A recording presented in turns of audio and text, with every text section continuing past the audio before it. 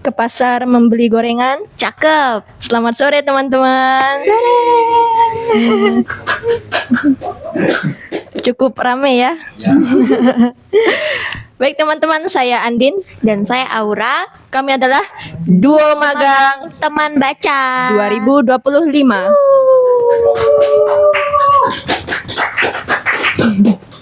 Oh, ramai sekali. Kali ini kita mau ngapain nih, Kak Andin? Hari ini kegiatan yang akan cukup panjang sepertinya. Ada. Kami berdua akan membahas satu buku yang begitu terkenal, bestseller Apa tuh? di Apa Jepang. tuh? Buku apa tuh? Buku yang hampir dibaca karena saking terkenalnya ya, Aura. Buku apa itu? Bestseller nih, bestseller. Apaan tuh? Oh, teman-teman yang hadir sudah baca bukunya. Apa itu? Bukunya adalah Toto-chan, Gadis Cilik di Jendela. Tada. Kita mau apain ini bukunya nih, Kak Andin? Jadi pada sore ini kita akan sedikit mengulas sebuah buku Toto-chan, Gadis Cilik di Jendela, karya penulis Tetsuko Kuroyanagi. Oke. Yeay. Kira-kira buku Toto-chan ini bercerita tentang apa sih, Kak Andin? Oke, jadi secara singkat Aura nih, buku ini tuh merupakan kisah nyata dari penulisnya sendiri. Ketika beliau itu bersekolah dahulu di SD Tomoe Gakuen di Jepang. Penulisnya dari Jepang nih. Nah, jadi di dalam buku ini itu kisah-kisah ketika penulis ini bersekolah di sana itu diangkat menjadi sebuah cerita-cerita pendek yang kemudian dibukukan nih. Bukunya menarik sekali nih. Autobiografi berarti ya? Ya, seperti itu, fiksi autobiografi. Di sini kan ada beberapa tokoh tuh, Kak Andin. Ada siapa aja sih? Oke, di dalam buku ini ya, saya ceritakan sedikit dulu ketika saya menemukan buku ini, teman-teman Dengarkan ya. suhu ini, guys. Jadi kan nih Aura dan teman-teman, kakak yang sudah hadir, terima kasih sudah hadir ke acara teman ulas. Jadi pertama kali nih saya menemukan buku ini tuh di rumah saya, buku kakak saya. Jadi kakak saya itu kan dulu adalah mahasiswi pendidikan guru usia dini, PG PAUD. Oh, PG PAUD. Kita pergi SD Ya, nih. kita For pergi your SD nih. information, guys, kita pergi SD. Terus. Jadi di dalam sebuah kotak yang ditinggalkan kakak saya di rumah saya itu, Aura, Peninggalan. saya Ya. menemukan banyak buku ini, buku pembelajarannya sewaktu kuliah. Waktu itu kan saya belum kuliah ya sebelum menemukan buku ini.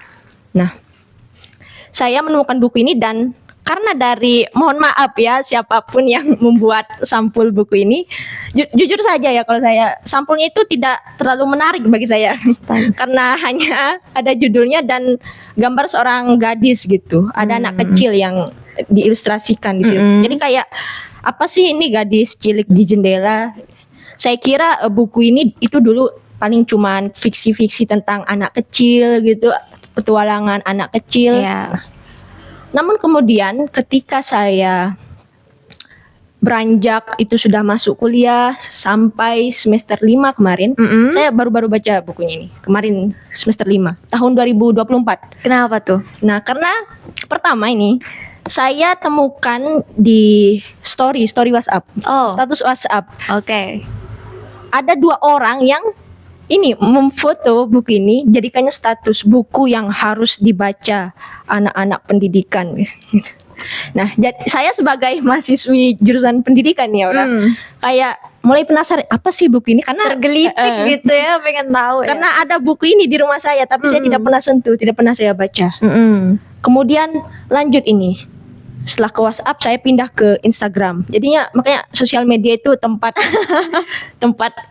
yang sangat berpengaruh ya bagi bacaan-bacaan saya. Apa yang ada di sana itu saya ingin baca. Ini FOMO, tapi FOMO yang baik gitu ya. Bisa dikatakan seperti itu. Nah, jadi kan karena seringnya saya lihat buku ini di review di mana-mana, orang lagi baca, foto dirinya kan di upload story, bacalah saya kemarin ketika libur semester 5 itu Aura.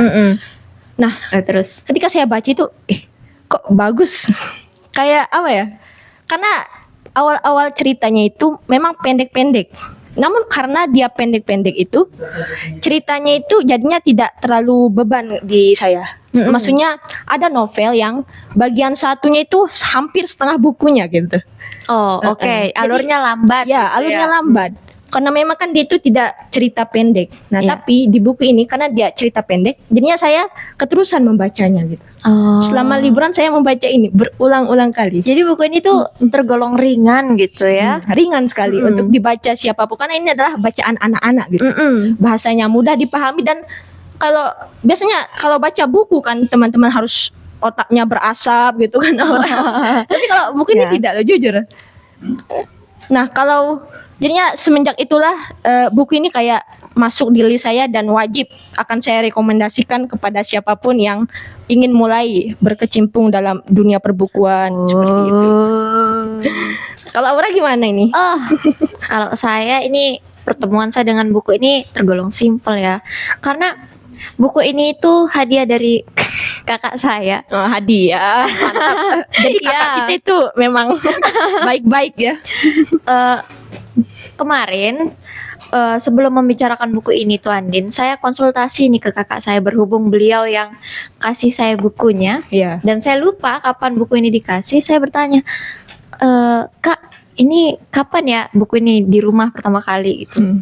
Terus katanya pas kamu SMP gitu. Dan baru saya mulai ingat saya pernah membaca buku ini ketika SMP nih Andin. Awalnya saya juga ngerasa mungkin karena saya belum paham banyak kali ya, ngerasa kok agaknya kayak bosen gitu sih bacanya. Tapi lama-kelamaan seru gitu karena dia juga mengungkap banyak sudut pandang dari anak-anak gitu. Anak-anak ya, Iya, berfokus anak-anaknya. Betul. Terus lama-lama saya mulai berpikir di Indonesia ini ada nggak sekolah kayak ini gitu ya yang ada di Sekolahnya Toto Chan. buku Toto Chan ini. Jadi saya baca-baca dan ini buku ini yang memotivasi saya untuk masuk ke PGSD. Wow, keren sekali ya. Iya. Jadi buku ini udah beberapa kali saya baca ulang dan sampai saya tandai seperti ini untuk memahami beberapa pelajaran yang mungkin penting bagi pendidik dan juga siswa gitu. Oke, siap-siap. Di buku Toto Chan ini kan Kak Andin ada Toto Chan, ada mamanya, ada papanya, ada teman-teman Toto Chan juga. Itu Kak Andin bisa jelasin nggak mereka karakteristik dan sifatnya itu seperti apa sih Kak Andin? Oke, kan karena saya baru baca ini kan Iya. tidak lama seperti Aura. Jadi di sini tuh ada tokoh utamanya itulah Toto Chan yang merupakan penulisnya sendiri kan. Toto Chan ini dari awal cerita itu sebenarnya agak kesel saya dengan Toto Chan ini, jujur. Kenapa gitu? Apa ya? Bayangkan anak kelas 1 SD itu sudah dipindahkan dari sekolah karena dia itu nakal gitu. Dan dari awal-awal cerita ini pasti selalu ada dialognya ini, dia tuh bertanya-tanya terus. Pertanyaan-pertanyaan yang tidak penting gitu. Iya. Pas baru saya baca ini. Iya. Jadi Toto Pas Chan ini baru baca. anak yang aktif bertanya, rasa ingin tahunya tinggi, yang kadang membuat kesal orang sekitarnya dan untungnya orang sekitarnya itu apa ya, sabar gitu kalau bahasa sederhananya. Jadi Toto Chan ini setiap hal yang menarik perhatiannya itu dan jika dia tidak tahu itu dia itu bertanya baik ke mamanya, papanya, dan di dalam cerita ini dia itu dipindahkan dari sekolahnya yang mulanya itu karena dia itu terlalu suka itu membuka tutup meja ketika dia sedang belajar di dalam kelas. Jadi gurunya merasa kalau dia ini mengganggu jam Ya, pelajaran itu. mengganggu. Terus. Padahal kan itu ketika saya baca ya, dia itu berusaha menemukan kesenangan gitu. Tapi kan karena itu dalam suasana belajar, makanya gurunya marah gitu. Jadi mungkin Sida kan juga mahasiswa PGSD yang pernah ke SD langsung kan melihat ada murid yang bermain ketika belajar itu pasti kesel. Dan saya itu merasakan gitu kekesalan gurunya sampai dia dipindahkan gitu. Ya benar juga sih. Dan saya juga ngerasa Toto-chan ini selain punya rasa ingin tahu yang tinggi, saya lihat-lihat dia kalau berdasarkan dari cerita di buku ini dia sangat setia kawan, Andin. Kenapa? Karena ada salah satu temannya namanya Yasuaki. Ya. Dia itu berkebutuhan khusus karena terkena penyakit polio. Oh. Iya, jadi kaki dan tangannya itu tidak bisa bergerak dengan normal, tapi masih bisa jalan, cuma jalannya tuh masih digeret-geret gitu kakinya. Berarti karena penyakitnya itu Iya, dia betul. kurang tidak bisa aktif gitu ya. Nah, Toto-chan ini tidak seperti anak yang suka membeda-bedakan teman, jadi dia itu tetap bersemangat untuk berteman dengan si Yasuaki ini walaupun fisiknya seperti itu. Bahkan ada satu bagian cerita favorit saya yang dalam hal ini dia itu, jadi anak-anak di sekolahnya Toto-chan itu punya pohon sendiri gitu. Ya, pohon. Iya, jadi mereka manjat pohon dan bilang ini pohon punya saya, wilayah saya gitu. Anak-anak emang. Iya, jadi kayak kalau misalnya mereka mau manjat pohon yang bukan punya mereka langsung bilang permisi, boleh masuk nggak gitu. Oh, jadi miliknya ya kalau udah dia bisa naik ke atas pohon itu. Iya. Oh. Namanya anak-anak kan. Siap. Setelah itu kan Yasuaki karena kondisi fisiknya tidak bisa naik ke atas pohon. Jadi Toto-chan nih yang mulai berinisiatif untuk ngajak Yasuaki untuk naik ke atas pohon. Di sini juga saya menemukan sisi lain dari sifatnya Toto-chan ini. Iya, betul. Dia Kalau saya sih kesel ya jujur. tunggu dulu nih. Iya. Toto-chan ini saat liburan musim panas, dia itu berinisiatif kan untuk mengajak Yasuaki naik ke atas pohonnya dia. Sedangkan kalau orang tua atau orang dewasa yang tahu soal itu pasti kan ngerasa kayak ih bahaya gitu, jangan naik ke atas sana. Yasuaki kan tangan kakinya itu tidak bisa Iya, bergerak karena kan. keterbatasan fisik itu. Tapi Toto-chan ini tetap bersikukuh untuk ngajak Yasuaki naik ke atas pohonnya. Nah, saat itu dia tuh mulai muter otak gimana supaya Yasuaki yang kakinya polio dan tangannya juga polio itu bisa naik ke atas pohonnya dia. Jadi dia ambil tangga yang tahu nggak disenderin di pohon gitu. Nah, dia ambil tangga dari gudang sekolahnya, dia senderkan ke atas pohon dan kayak naikin Yasuaki gitu. Tapi karena Toto-chan sendiri ini kecil, Andin, ya kecil, jadi dia tidak kuat gitu kan. Jadi dia puter otak lagi. Dan itu menurut saya menunjukkan sisi kreatifnya dia juga gitu. Dia putar otak lagi. Oh, akhirnya dia ambil tangga lipat yang begini tuh, tau nggak? Iya. Nah, dia bantu Yasuaki naik sampai ke puncak tangga lipat itu. Saat itu jarak antara tangga lipat dan juga tempat berpijak di pohonnya itu sebenarnya cukup dekat, tapi karena mereka kecil kan jadi agak kesusahan. Di sini Toto-chan kayak mengorbankan nyawa gitu. Bukan mengorbankan nyawa, tapi kayak sangat-sangat saking dia bersemangat untuk ngajak Yasuaki naik ke atas pohon sampai rela untuk ngelakuin hal berbahaya. Jadi Toto-chan udah naik di atas pohon, Yasuaki itu posisinya kayak agak rebahan gitu di puncak tangga. Terus Toto-chan tuh mau pindahin dari tangga itu, diangkat. Iya, ke pohon itu supaya Yasuaki bisa naik gitu. Dan saya ketika membaca itu kayak tersentuh, kayak wah, anak kecil aja segininya nih. Kita yang orang dewasa, iya betul loh, kita yang orang dewasa belum tentu punya rasa solid seperti itu gitu. Dan kebanyakan orang dewasa kan kita lihat itu malah masih saja kayak membeda-bedakan mungkin anak yang berkebutuhan khusus atau mendiskriminasi dan lain sebagainya. Tapi dia dengan tubuh sekecil itu, punya semangat yang sebesar itu, berhasil membawa Yasuaki ke atas pohon itu. Jadi Yasuaki melihat pemandangan dari atas bagaimana. Terus dialognya yang paling saya suka itu ini. Akhirnya aku bisa naik ke atas pohon. Walaupun itu kalimat yang simple, tapi karena kita udah tahu bagaimana latar belakangnya jadi ada kalimat itu tuh kayak tersentuh banget gitu. Nah ini memperlihatkan sisi Toto Chan yang setia kawan juga gitu kan. Oh, kalau menurutnya Aura berarti di samping sifat Toto Chan yang mengesalkan menurut saya, ternyata Toto Chan ini setia kawan juga ya. Iya. Setia kawan dan membantu temannya, tidak membeda-bedakan temannya. Tapi sisi mengesalkannya ini menurut saya Andin itu karena kita melihat dari kacamata orang dewasa kan, ya kan? Ya. Kalau dari anak kecil mungkin belum tahu yang mereka lakukan itu salah karena mereka ngerasa saya cuma pengen tahu nih gitu. Jadi yang berhasil menyadarkan saya akan hal itu tuh karena baca buku ini juga. Jadi memang harus kita ulas nih biar orang-orang pada tahu. Kira-kira sifat Toto Chan yang Andin suka apa lagi sih? Selain dia itu kan tadi setia kawan, berani.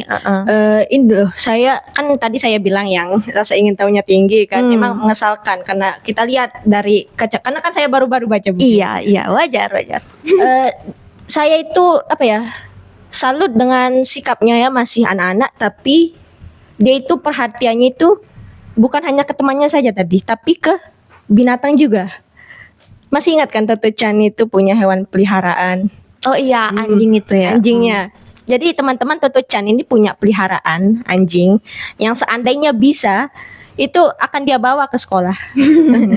Jadi naik kereta bersama anjingnya gitu. Tapi kan tidak bisa, tidak diizinkan oleh orang tuanya. Jadi dia itu anjing jalanan pun tetap dia elus-elus, dia sayangi seperti anjingnya sendiri, seperti itu. Jadinya kayak kok bisa ya anak kecil gitu kan, harusnya kalau di pikiran saya kan, kalau anak kecil itu masih banyak yang takut dengan binatang gitu, apalagi anjing kan, tapi karena mungkin karena peliharaannya, jadi dia kepada peliharaannya maupun bukan peliharaannya itu tetap menyayangi gitu, memberikan perhatian dan tidak sekalipun menyakiti.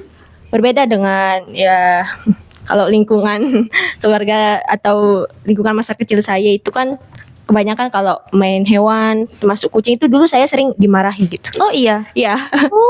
Terus jadi karena itu pas pertama kali baca, kok kayak dia ini penyayang gitu ya. Nah, jadinya setelah baca buku ini, jadinya akhirnya saya tahu kalau ternyata orang tuanya itulah yang mengajarkan untuk menyayangi binatang seperti itu. Tapi karena kamu bilang dia penyayang binatang tuh, saya jadi keinget juga nih, ada bagian cerita yang dia itu maksa untuk beli anak ayam, inget nggak? Oh ya, ya ayam warna-warni kalau sekarang.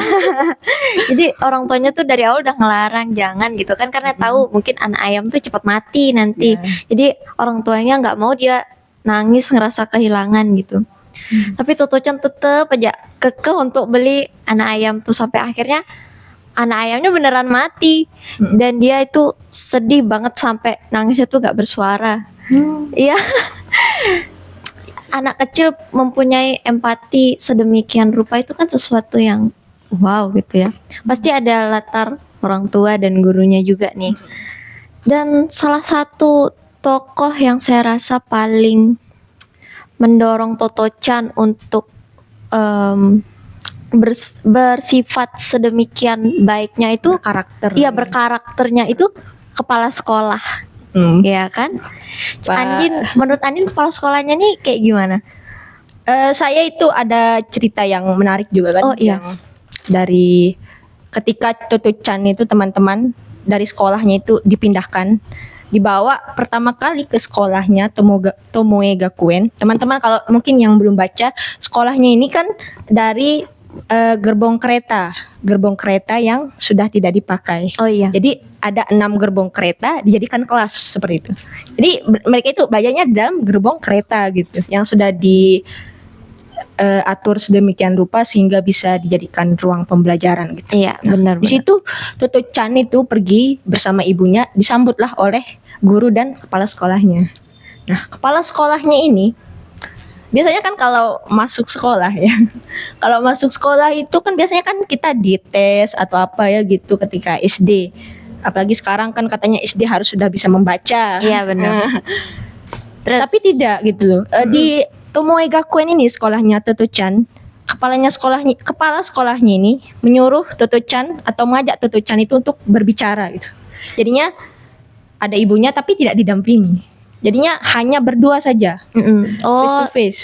Iya, face to face. Hanya berdua ngomong kepala sekolah dengan Toto-chan ini. Nah, diceritakan hampir 4 jam lebih Toto-chan dan kepala sekolah ini bercerita. Iya. Jadi apa yang dibicarakan itu, kepala sekolahnya itu hanya bertanya, apa sih yang bikin kamu tertarik kepada, maksudnya Toto-chan ini disuruh menceritakan dirinya gitu. Apa yang membuat Toto-chan ini ingin mengetahui sesuatu, hal-hal yang membuat Toto-chan tertarik, yang pengen dia ceritakan gitu. Iya, dan itu sampai setengah hari, 4 jaman kalau diceritanya. Kita mungkin jadi orang dewasa dengar anak kecil ngomong 4 jam tuh kayak pusing gitu. Tapi kepala sekolah enggak ya, Andin ya? Tidak. Dia dengan dicerita merespon dengan baik. Selama 4 jam itu dia bercerita tanpa rasa bosan. Karena Toto-chan ini pertama kali gitu, kayak pertama kali dia bercerita terus sebetah itu orang itu mendengarkan gitu. Dan kepala sekolah inilah yang menjadi pendengarnya itu. Jadi itu tes masuknya ya udah itu bercerita tentang dirinya kepada kepala sekolah. Unik banget berarti ya. Jadi kepala sekolahnya sangat sabar kalau saya lihat pas pertama kali baca ini. Jadi yang mendorong sekolah bisa menerima karakter Toto-chan yang mungkin tidak bisa diterima sama gurunya itu karena kepala sekolahnya yang seperti itu kan. Saya juga ingat nih ada satu bagian cerita yang judulnya itu Santapan dari Laut dan Darat. Jadi anak-anak di sekolah itu diminta untuk membawa bekal masing-masing, Andin. Tapi syarat bekalnya itu ada lauk yang dari laut dan ada lauk yang dari darat. Sesimpel itu. Dari gunung ya, dari darat. Iya, gunung, sorry. Ya, gunung kan, tapi gunung. darat. Benar. Hamis lah. Ada yang dari laut, ada yang dari gunung. Dari pegunungan. Sesimpel itu. Jadi kalau misalnya kalau di Jepang mungkin kan sering makan nori itu. Nori lumayan simpel. Itu bisa masuk dalam kategori makanan yang dari laut. Nori itu rumput laut. Iya, rumput laut gitu. Sedangkan kalau dari pegunungan kan bisa nasi, mungkin bisa sayur-sayuran gitu. Yang tumbuhan darat. Iya, sesimpel itu. Mungkin kepala sekolah maksudnya mau anak itu bawa bekal yang bergizi gitu. Tapi dia memberikan narasi yang sangat sederhana. Ada yang dari laut, ada yang dari gunung. Gitu saja. Ini membuat orang tua juga tidak merasa kerepotan dan terbebani gitu membawakan orang tua siswanya itu anaknya bekal dari sekolah. Bahkan mungkin orang tua yang sibuk jadi nggak bisa memenuhi kualifikasi itu. Misalnya orang tua cuma sempat bawain anak makanan yang dari pegunungan saja, mungkin sayur doang apa gimana gitu. Tapi di situ ada kepala sekolah dan istrinya yang akan melengkapi bagian yang kurang gitu, menu yang kurang. Iya. Jadi kepala sekolah keliling ke 50 anak. Jadi satu sekolah itu memang isinya hanya 50 anak. Satu kelas itu 9 orang gitu ya, diceritakan di sini. Jadi misalnya Andin bawa lauk cuma yang dari laut. Jadi istri kepala sekolah bakal nyendokin makanan yang dari gunung, terus dikasih ke Andin gitu. Jadi anak-anak di sana juga nggak nyampe mikir kayak saya nggak mau makan ini, aku nggak mau makan ini. Tapi kayak lauknya udah lengkap nggak ya? Apakah sudah mencapai kualifikasi belum ya? Jadi tidak dipikirkan enaknya, tapi apakah sudah sesuai dengan kepala sekolah gitu ya? Dan menurut saya ini sangat cerdik, sangat bijaksana. Dia tidak mau merepotkan orang tua, tapi juga tetap ingin anak itu bisa makan yang bergizi. Gitu. Kan sangat berbeda dengan makan siang gratis di sini. Program baru ya. Program baru.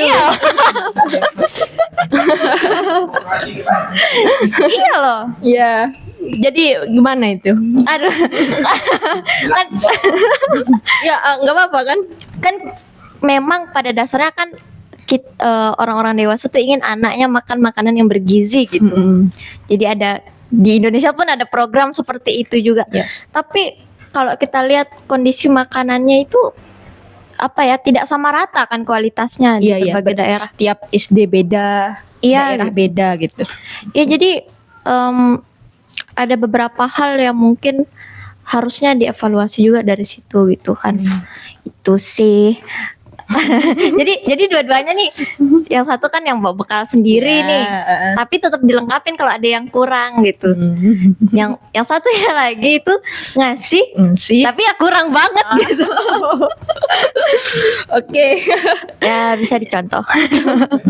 Jadi memang Toto Chan ini dalam bersekolahnya ini selain dari guru dan kepala sekolah ya di sekolah itu ada berarti dukungan ya dari mama dan papanya. Oh iya benar banget. Iya. Karena kan yang menyiapkan bekalnya kan sudah pasti mamanya. Nah kalau menurut saya nih mamanya ini apa ya, orang yang bijaksana namun apa ya tetap tegas gitu sama dengan papanya. Nah kalau papanya ini menurut saya lebih ke penyayang gitu. Oh oke. Lebih ke penyayang. Jadi mama papanya Toto Chan ini pernah dalam suatu cerita ya yang tadi Aura ceritakan ketika akan membeli anak ayam itu, orang tuanya itu memikirkan gitu, kayak sangat perhatian dengan anaknya ini. Jadi mereka itu tidak ingin memanjakan anaknya gitu. Mereka itu tapi tidak langsung dimarahkan seperti itu.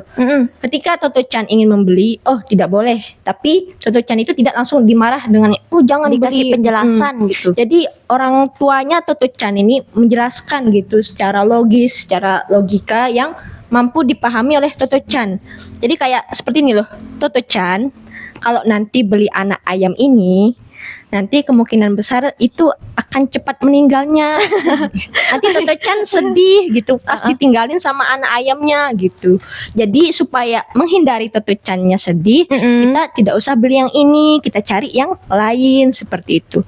Nah ini itu sesuai dengan buku yang pernah saya baca ya, buku yang lain sebelum saya menemukan buku ini tentunya.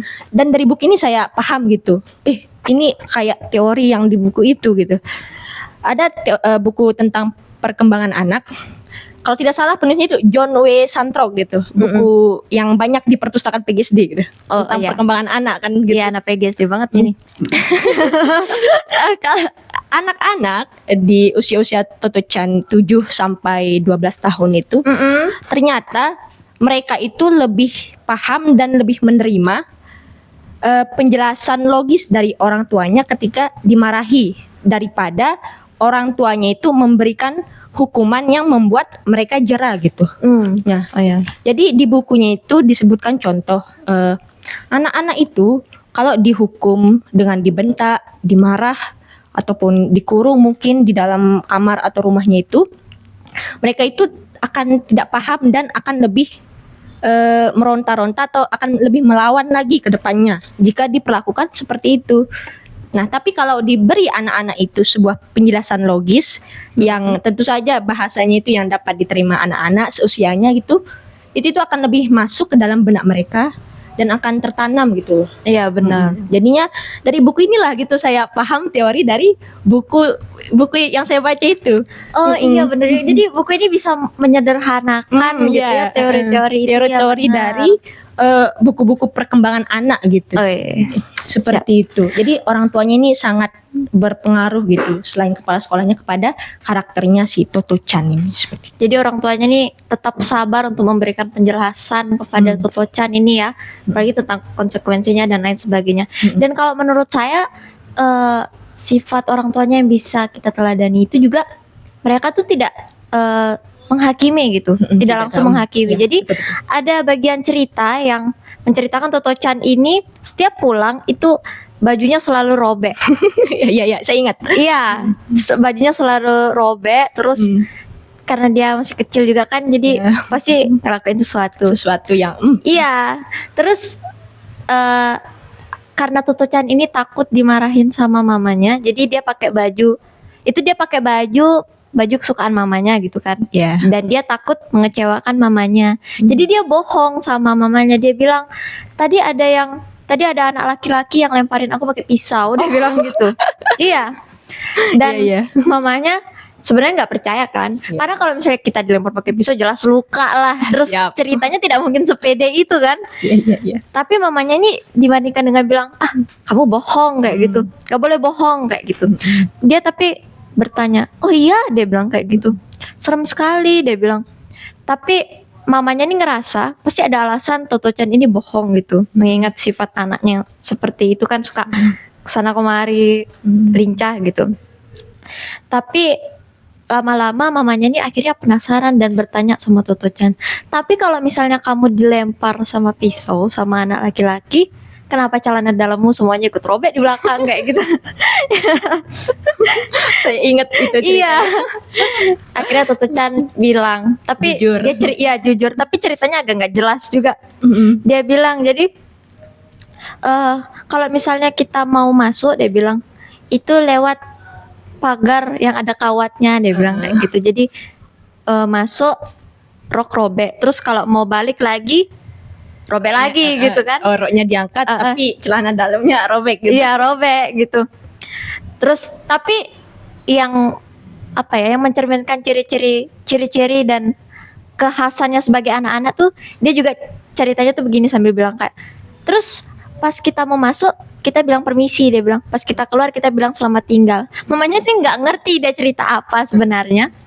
Tapi akhirnya mamanya mencoba memahami, pasti Toto Chan ini keluar masuk pagar orang atau kebun orang, terus kena kawat roknya setiap hari gitu. Ya, jadi dia tidak menghakimi kayak kenapa robek semua rokmu atau nggak boleh bohong, jangan bohong. Jadi dia mendengarkan anaknya dulu cerita baru mengambil kesimpulan gitu. Siap. Itu adalah figur ibu yang sangat apa ya, jarang saya temukan jujur. Iya. Yang seperti itu. Iya. Karena apa ya? Kalau dari pengalaman hidup saya itu, jujur saja, kedua orang tua saya itu sangat apa ya disebut, overprotective. Oh iya. Iya benar. Kayak saya main tanah aja dulu itu bersama teman-teman di sekolah. Kan ibu saya itu jadi guru di sekolah itu dimarahin. Oh sama. Iya. Jadi apa jangan nanti masuk tanah ke kukumu, kamu pakai makan sakit perut. Aduh, macam saya dibilangin. Juga itu kalau mainnya itu lebih dari jam 4 sore ditangkap wewe gombel lah apalah. Oh iya sama. Hal-hal seperti itu ya, karena apa ya, orang tua di Indonesia atau di lingkungan kita ini kayak banyak yang seperti itu gitu. Iya benar. Kayak terlalu apa ya, membatasi kebebasan yang diinginkan anak-anak yang ingin tahu seperti itu. Iya, di sisi lain tidak memberikan penjelasan jelas gitu, konsekuensinya malah apa gitu. Penjelasannya ditangkap wewe gombel gitu. Padahal kan kalau dinasihatin dengan model ibunya tadi, memberikan penjelasan yang bisa dipahami kan mungkin bisa ya. Tapi karena mungkin memang itu ya, kayak karakter orang tua itu seperti itu gitu. Anaknya masih kecil kan, dikhawatirkan, rasa khawatirnya itu besar gitu. Ya, memang harus kita perbaiki gitu ya. Jadi saya juga jadi ingat ini, kan mengingat Toto Chan ini tuh punya rasa ingin tahu yang tinggi dan suka penasaran ini itu, jadi dia bertanya terus sama ibunya. Biasanya kalau yang saya lihat ini di lingkungan saya, kalau misalnya ada orang tua yang menghadapi anak-anaknya yang banyak tanya tuh, selalu dialihkan. Kayak katanya Andin tadi yang awas nanti ditangkap wewe gombel. Kalau saya kayak gini, kalau misalnya dulu pas saya masih kecil mungkin, atau saya melihat saudara saya masih kecil bertanya gitu, apalagi di tempat umum, pasti ibunya tuh bilang kayak, tak usah ribut, nanti dimarahin om itu gitu. Orang lainnya kan diam gitu. Padahal kan ya bisa mungkin ngasih penjelasan gitu, jangan ribut ya, atau enggak nanti ya bertanyanya gitu. Jadi kasih tahu nanti konsekuensinya apa. Misalnya dia bisa bilang kayak nanti ya nanyanya gitu. Nanti orang-orang sini terganggu nih gitu. Tapi ya tetap diingetin lagi anaknya tadi nanya apa gitu, dan dijawab dengan perlahan gitu. Karena memang mungkin Aura juga punya pengalaman ya, kalau terlalu banyak bicara itu kayak cerewetmu gitu ke orang tua kita, menjawab daripada menjawab rasa penasaran kita gitu sebagai anak kecil dahulunya. Iya, dan hasilnya nanti anak-anak, apalagi yang saya rasakan ini tuh kurang berani lagi untuk bertanya di kelas mungkin, atau kita saat kuliah kan mahasiswa disuruh kritis gini-gini, tapi pas selama kecil kita tidak diberikan ruang untuk bertanya ya akan terbawa sampai kita saat ini gitu. Ini saya rasa sifat yang harus kita teladani dari mama papanya Toto-chan gitu. Iya. Dan juga ada satu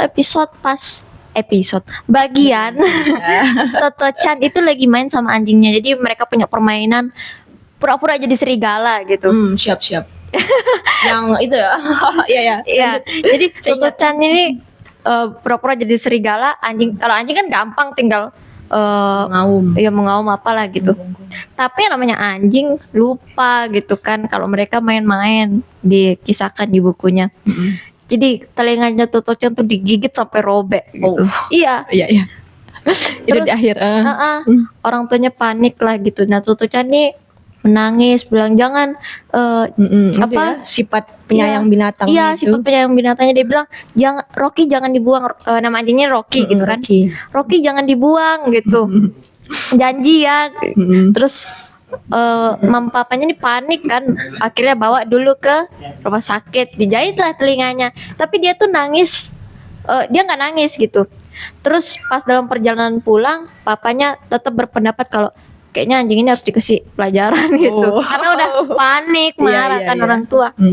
Tapi Toto-chan malah nangis karena itu gitu, bukan karena telinganya yang robek, tapi karena takut anjingnya dibuang.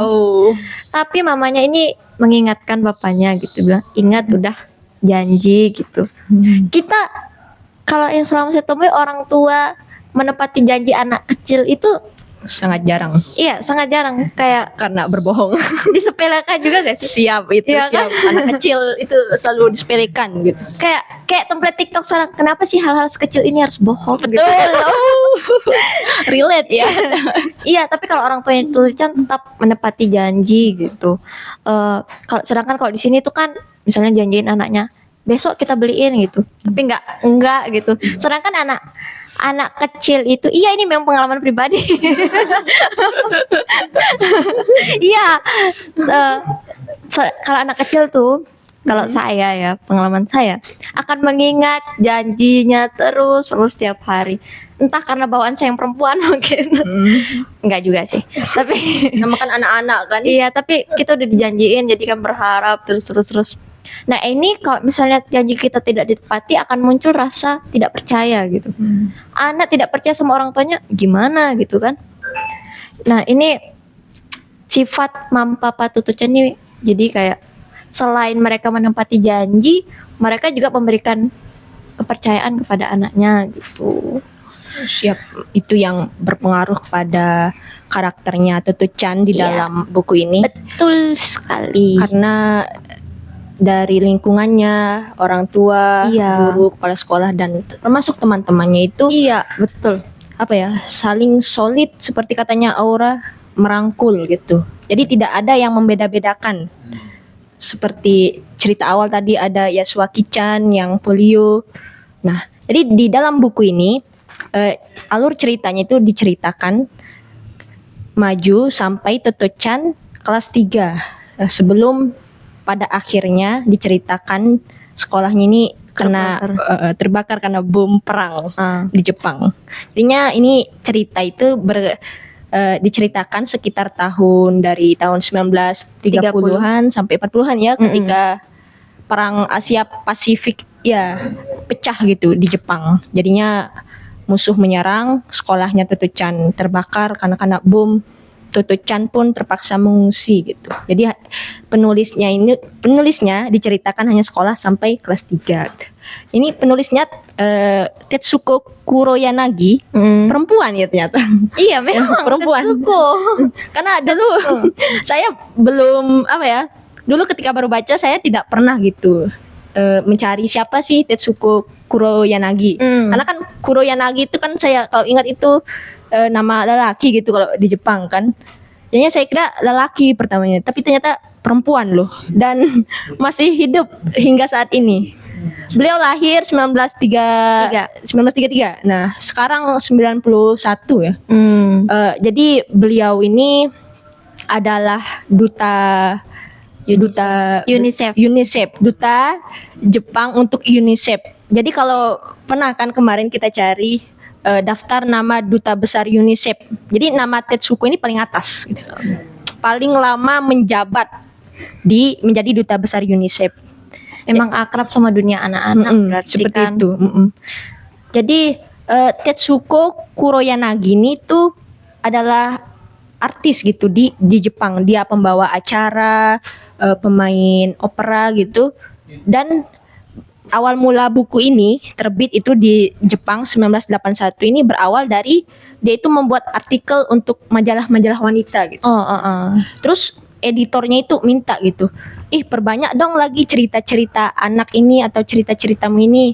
Nanti kita buat buku seperti itu.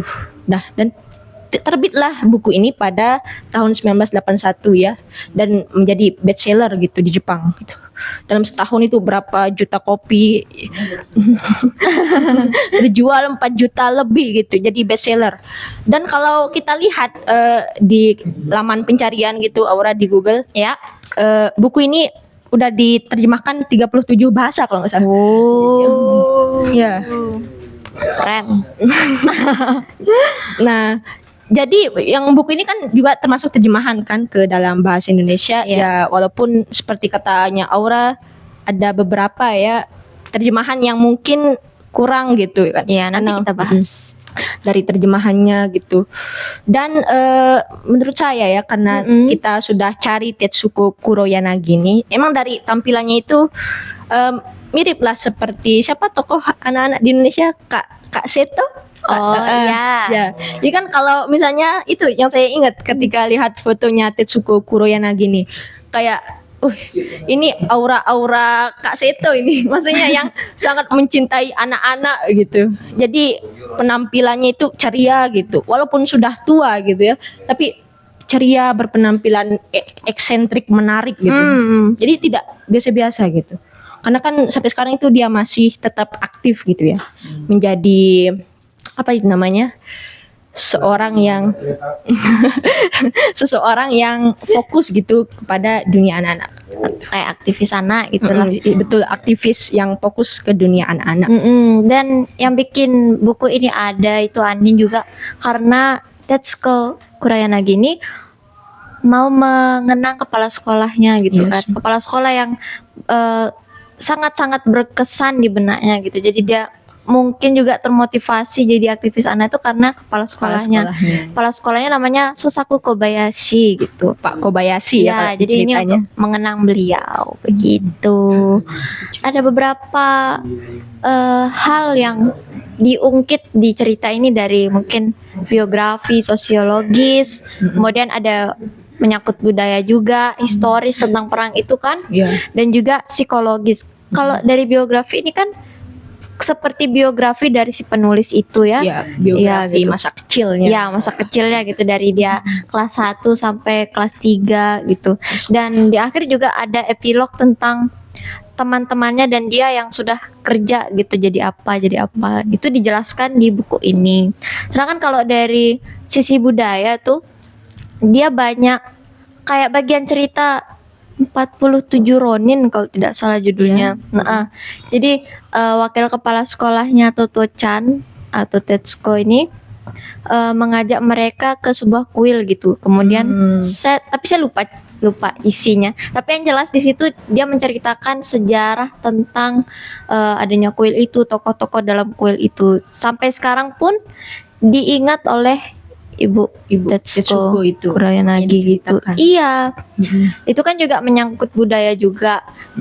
Di sini kalau dibandingkan sama Indonesia, jadi di Jepang sebelum makan kan bilang itadakimasu gitu. Kalau kita kan yang Islam mungkin Allahumma barik lana gitu. Fima rozaqtana. udah.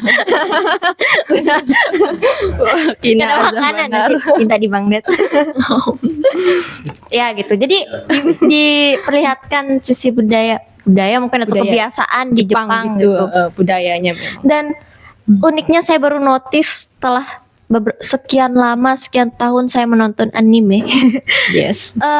Ternyata anak kecil di Jepang itu berangkat sekolah sendiri ya, jalan kaki walaupun naik bis gitu. Karena kan diceritain juga gitu ya. Iya, diceritanya begini. Naik kereta itu sendiri loh. Iya, kereta sendiri. Kartunya digantung gitu. Jadi gampang gitu ketika naik kereta. Iya, kalau di sini kan mungkin diantar pakai motor sama ayah sama Manja ibu, gitu. Bukan, tapi kalau dari aku sendiri mungkin karena transportasi umum di sini juga mungkin yang minim gitu kan, dan keamanan di negara kita ini yang tidak memungkinkan anak kecil sendirian berangkat sendirian ke sekolah gitu. Jadi ada perbedaan. Kalau di Jepang kan itu hal wajar, hal normal. Jadi orang-orang juga oke, biarin aja gitu, naik kereta sendiri, berangkat sendiri, pulang sendiri. Dan itu sangat berbeda di sini. Nah, itu diceritakan di buku ini gitu. Terus ada bagian historisnya kan, dia menceritakan sebelum perang itu ya. Sebelum perang. Iya, yang tahun sebelum perang. 1930. 30-an sampai 40-an. Iya, 1940. Perang Asia itu pecah gitu, di Jepang. Betul. Kalau dari sisi psikologisnya itu, ini saya melihat ada banyak menceritakan sudut pandang anak-anak. Salah satunya itu Toto-chan ini kan di cerita ini, dia itu setiap ada misalnya gundukan pasir gitu, dia lompat ke puncak gundukan itu, ternyata ada semen di dalamnya, semen basah gitu. Itu kan memperlihatkan anak kecil yang ingin tahu yang banget sangat gitu. ingin tahu, yang nekat ya. Iya. Rasa nekat itu. Iya, sampai mamanya ingat kalau si Toto-chan ini, maaf Bu Tetsuko, Toto-chan ini pernah lompat ke, jadi ada kayak koran gitu, koran yang menutupi sesuatu, lubang. Iya, saya ingat. Iya, tapi Toto-chan nggak tahu itu lubang, jadi dia loncat, gitu, kena kotoran gitu di situ. Itu kan memperlihatkan psikologisnya anak kecil itu yang pengen explore sana sini gitu. Dan juga ada bagian cerita yang memperlihatkan kalau kan gini, berdasarkan teori Jean Piaget itu. Jean Piaget itu ahli teori belajar. Jadi dia tuh bilang kalau anak kecil itu peniru handal pada tahap, apalagi pada tahap operasional konkret ya gitu. Jadi anak-anak itu sering meniru sifat orang tua gitu, atau perilaku orang tuanya. Jadi ada bagian cerita yang saat itu Toto-chan itu dilarang untuk mendengarkan acara lawak di radio gitu. Kenapa? karena gini, ada teman mama papanya yang bawa pisang tuh Andin. Ya ngasih pisang ke mama papanya Toto-chan ini.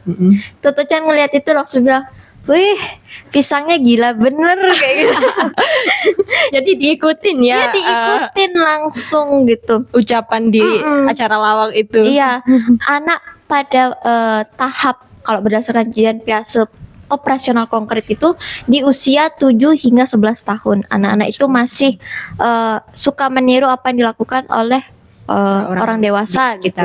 Ya, jadi diperlihatkan di buku ini psikologis anak pada usia itu tuh seperti apa gitu. Dengan sederhana. Iya, gitu. Dengan sederhana, dengan cerita-ceritanya Toto-chan, cerita kesehariannya gitu.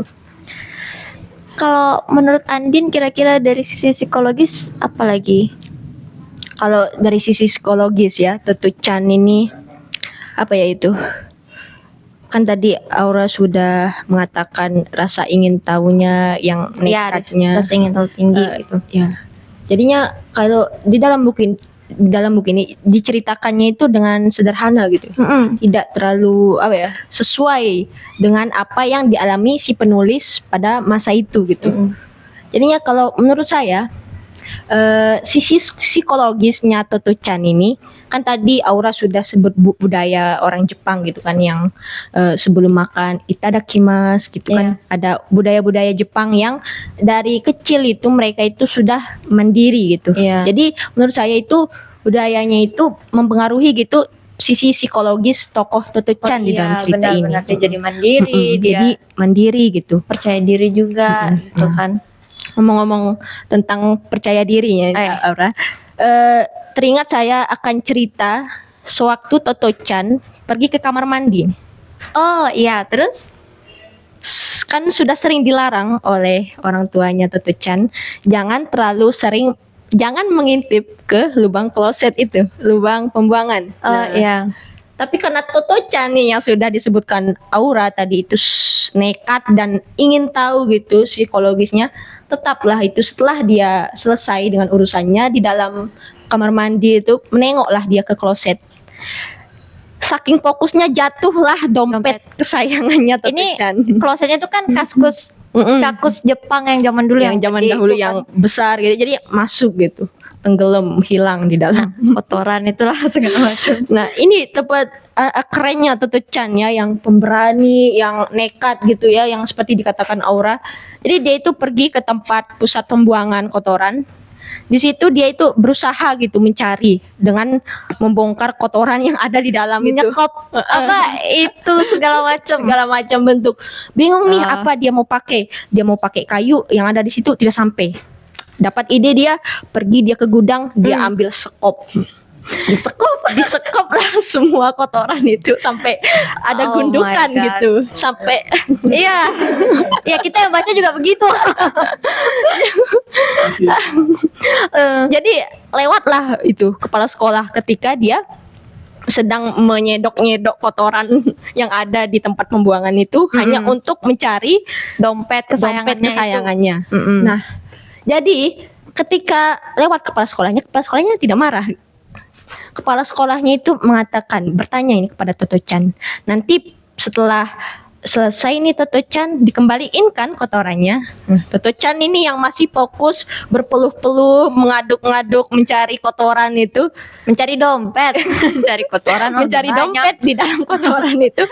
Oh iya, pasti saya janji akan memasukkannya kembali jika saya sudah menemukan dompet saya. Padahal orang biasa tuh kayak ngapain itu kotor gitu. Apalagi saya juga kayak jorok kok pasti gitu. Kan iya. Kalau orang dewasa itu pasti khawatir gitu. Apalagi hal-hal itu kan kotorannya, kalau sementara kita main tanah aja dilarang kan dulu. Jadi kayak kok berani sekali anak ini dalam cerita ini.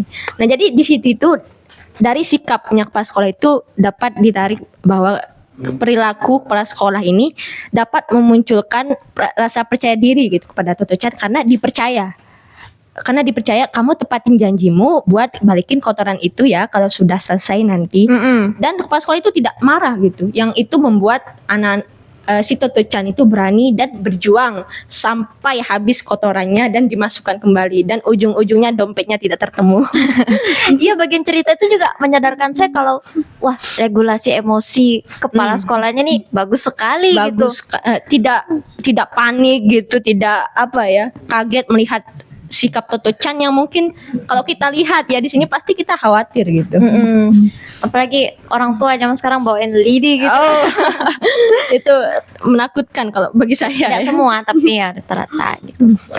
Karena rata-rata. Karena kan kita hidup bertetangga gitu dengan sekitar kita. Selain itu juga Andin, di buku Toto-chan ini ada beberapa isu dalam pendidikan yang membuat kita tertarik. Kita udah rangkum kan jadi 7 isu yang sangat menarik ya gitu. Yang pertama yang kami soroti ini itu dia ada tapi menceritakan anak berkebutuhan khusus juga di sekolah itu. Jadi ada, kalau di dalam ceritanya itu ada 2 tokoh yang berkebutuhan khusus atau mungkin punya cacat tubuh gitu ya pada mereka gitu.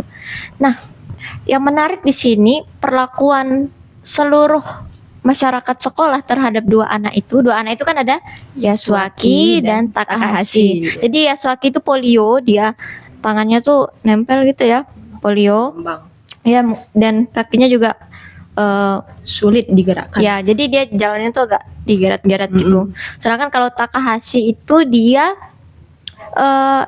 berhenti pertumbuhannya gitu. Jadi nggak bisa tinggi lagi, nggak bisa besar lagi. Jadi dia kecil gitu ya.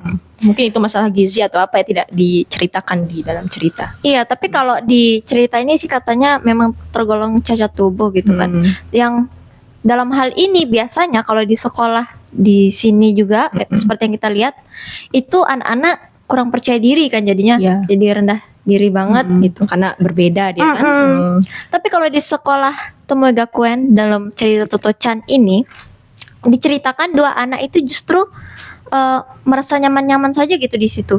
Karena yang pertama Yasuaki yang polio ini dia itu ada bagian cerita mereka lagi lomba musim panas gitu. Dibandingkan dia ngerasa tidak terlibat di situ, dia jadi wasit gitu di acara tarik tambang. Jadi kayak tetap saya bisa ikutan ini gitu loh, walaupun ada keterbatasan. Dan di sisi pertemanannya dia dengan Toto-chan juga tuh, Toto-chan tetap mengajak dia naik pohon yang seperti saya ceritain tadi itu kan. Jadi dia ngerasa kayak tidak dibeda-bedakan gitu dengan temannya. Terus ada juga episode mulu bagian cerita. Itu saya ingat judulnya kolam renang. Yes. Jadi pas liburan musim panas itu tiba-tiba kepala sekolah bilang, ayo kita berenang gitu. Jadi ada kolam renang di sekolahnya. Dan karena itu dadakan, mereka kan nggak bawa baju renang. Bingung dong, gimana nih mau renang nggak ada bajunya. Dan disuruh telanjang gitu. Tapi masih kecil kan, anak kelas 1 SD. Iya. Awalnya yang cacat tubuh ini atau yang anak berkebutuhan khusus ini malu gitu. Tapi lama-kelamaan karena anak-anak menikmati, terus juga semuanya kan enggak pakai baju. Jadi malunya barengan. Enggak. Jadi percaya diri gitu. Percaya diri untuk nunjukin badannya kayak gimana. Nah, itu yang mau ditanamin sama kepala sekolah kalau pada saat mereka berenang dan tidak menggunakan pakaian sama sekali, kepala sekolah ingin anak-anak itu tahu kalau setiap tubuh manusia itu indah gitu, mau kurus, mau kecil, mau gendut, ya lain sebagainya, dan itu tetap indah gitu, apa adanya, tidak disembunyikan kan, ya, dengan pakaian renangnya gitu. Ya, tidak diskriminasi juga, tidak ada diskriminasi. Nah, itu perlakuan sekolah atau dunia pendidikan kepada anak berkebutuhan khusus yang saya rasa sangat cocok untuk diteladani di Indonesia ini.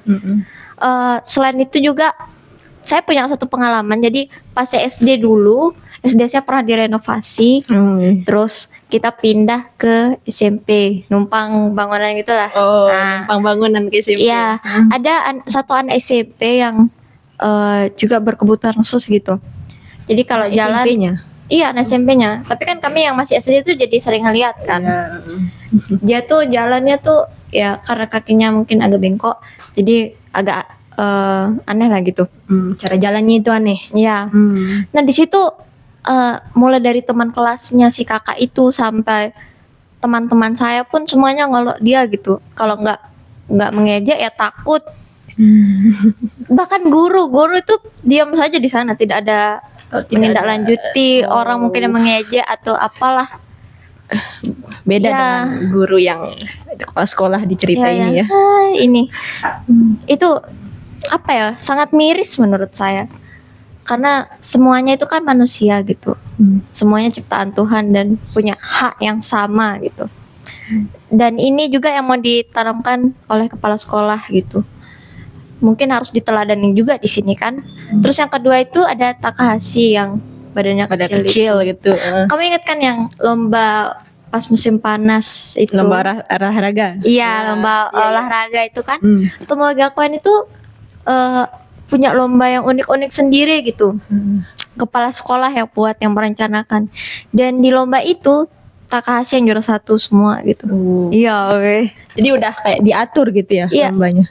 Awalnya mungkin tidak terasa gitu, tapi memang lomba ini didesain sedemikian rupa supaya Takahashi pun bisa berpartisipasi gitu, bisa merasa menang, bisa merasa diapresiasi gitu. Jadi tidak ada ketimpangan perlakuan dari anak yang berkebutuhan khusus dan anak yang normal di sekolah itu, dan itu sangat luar biasa menurut saya. Keren ya.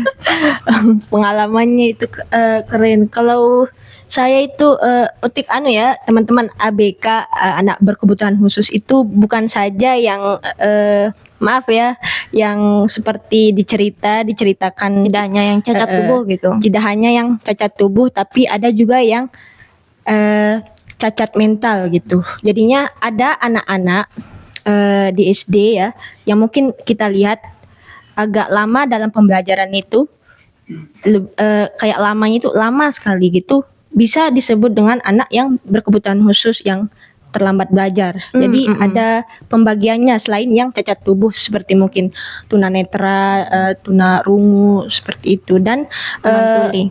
kan tadi Aura ada pengalaman ya untuk yang cacat tubuh. Nah, di saya dulu saya pernah ikut suatu program yang mengharuskan saya itu membuat kegiatan di sebuah SD gitu. SD yang pelosok jauh dari kota gitu. Ya. Perjalanan ke sana itu melewati turunan gitu, sekolah yang jauh terpencil. Nah, di sana itu banyak kelas 4 itu ya. Fokusnya ini kelas 4. Jadi murid di sekolah ini banyak gitu. Satu kelas itu 2 rombel. Jadi 1A, 1B, Oh, iya. 2B, 2A, 2B. Nah, di kelas 4 ini ada kelas 4A dan kelas 4B. Nah, kelas 4B ini di situ banyak sekali peserta didiknya itu yang masih belum bisa membaca gitu. Nah, jadi kayak lama gitu, dan karena ada yang temannya yang belum bisa membaca itu dibully lah temannya ini. Jadinya kayak di kelas itu mereka itu saya perhatikan, karena saya kan ditugaskan untuk kelas 4B itu. Jadi kayak mereka itu diem saja. Jadi berpengaruh gitu loh. Dan karena gurunya juga ya, mohon maaf, saya perhatikan gurunya itu tidak memberikan tambahan pembelajaran atau perlakuan khusus kepada mereka. Kalau misalnya ada yang bully anak yang belum bisa membaca itu, kayak gurunya negur, jangan gitu kan temennya, tanpa ada Tindak lanjut. seperti itu. Kayak apa ya, karena kalau di SD itu ya, yang saya perhatikan khusus SD itu saja ya, gurunya itu kayak membelakangi siswanya gitu. Jadi tidak seperti guru atau kepala sekolah dalam buku ini. Guru-guru di SD itu dia itu tidak terlalu memperhatikan apa yang dibutuhkan oleh anak muridnya tersebut. Jadi mereka gurunya itu masuk belajar, bawa buku, bawa modul ajar. Jadi masuk mengajar dan hanya itu saja, diberi tugas udah keluar main gitu. Tidak semua guru, tapi di pengalamanmu gitu. Ya, di pengalaman saya seperti itu. Jadi ini yang menurut saya perlu diperbaiki juga ya, karena kan ABK tadi itu ada juga yang terlambat belajar, itu termasuk dia itu berkebutuhan khusus selain dari cacat tubuhnya itu. Seperti itu. Jadi ingat saya juga di bagian cerita ada bagian yang kepala sekolah itu memarahi guru. Ya, tapi dia marahnya tuh di ruang tertutup kayak dapur gitu. Jadi tidak ada guru lain yang mendengar atau siswa lain yang mendengar. Itu bijak kan? Ya. Terus dia dimarahin kenapa? Karena gurunya ini bercanda gitu. Bercanda Takahashi yang pertumbuhannya itu apa ya? Tidak bisa Mungkin tidak bisa bertumbuh lagi gitu. Bertumbuh lagi. Dicandain sama gurunya, gurunya bilang, kamu punya ekor ya gitu. Kamu punya ekor. Sebenarnya itu mereka lagi belajar biologi kalau tidak salah. Dan gurunya tuh jadiin Takahashi tuh contoh. Sebenarnya dia bilang semua orang tuh punya ekor, punya tulang ekor kan. Ada ekor yang tidak tumbuh, tulang ekor itu. Tapi karena Takahashi ini tahu keadaan fisiknya yang kurang, yang otomatis tidak bisa tumbuh lagi. Iya, sebenarnya kan sensitif ya untuk anak itu. Jadi kepala sekolah itu marahin. Jadi gurunya juga minta maaf. Dia tuh tidak bermaksud gitu. Dan kepala sekolah juga bilang kalau saya sudah mendesain lomba olahraga kemarin supaya dia bisa berpartisipasi, kenapa kamu malah gituin dia gitu. Dia marah kayak gitu. Jadi gurunya ini menyesal gitu. Dan kalau kita lihat dari kejadian itu kan, itu berarti kepala sekolah pun mempertimbangkan anak-anak yang berkebutuhan khusus. Jadi memperhatikan dia. Iya, agar bisa istilahnya berkembang dengan baik, belajar dengan baik, dan punya suasana belajar yang baik gitu. Memang banyak hal yang bisa kita pelajari dari sini kan. Siap. Iya. Karena kebutuhan khusus itu perlu perhatian khusus juga. Dan di sini juga Andin ada, kalau kita kan calon guru ini, kita udah belajar kurikulum merdeka itu seperti apa. Iya, K13. Ya. Ada metode pembelajaran yang mirip-mirip ada di buku ini, yang mirip juga dengan metode pembelajaran kurikulum merdeka yang kami pelajari gitu. Ada discovery learning. Iya, discovery learning yang mereka itu menemukan pembelajaran, menemukan apa ya, hasil belajar mereka sendiri gitu. Jadi di buku ini dikisahkan kalau di sekolah Toto-chan itu mereka diperbolehkan untuk belajar apa yang mereka mau gitu. Apa yang mau mereka Jadi pelajari. minatnya gitu ya. Iya, jadi mereka menemukan sendiri, tapi tetap konsultasi dengan guru juga gitu.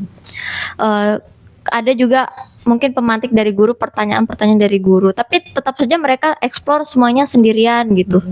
Terus kalau saya lihat juga mereka itu pakai, kalau ini kan jadi mencerminkan pendekatan berdiferensiasi, Iya. yang dimana mengutamakan Apa yang dibutuhkan. iya ya, kebutuhan siswa, keunikan siswa.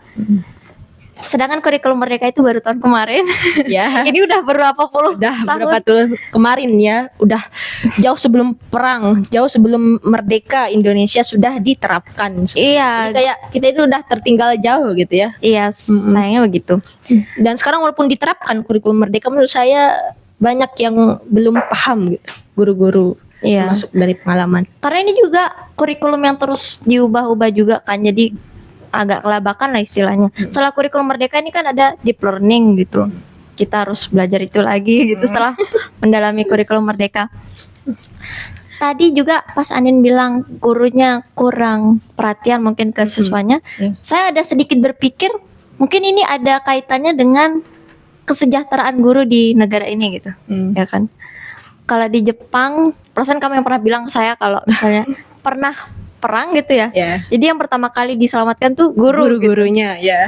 Kalau di sini kan pendidikan prioritas pendukung ya. Ya, pendidikan adalah prioritas pendukung. Iya, jadi ya memang harus banyak berbenah gitu ya.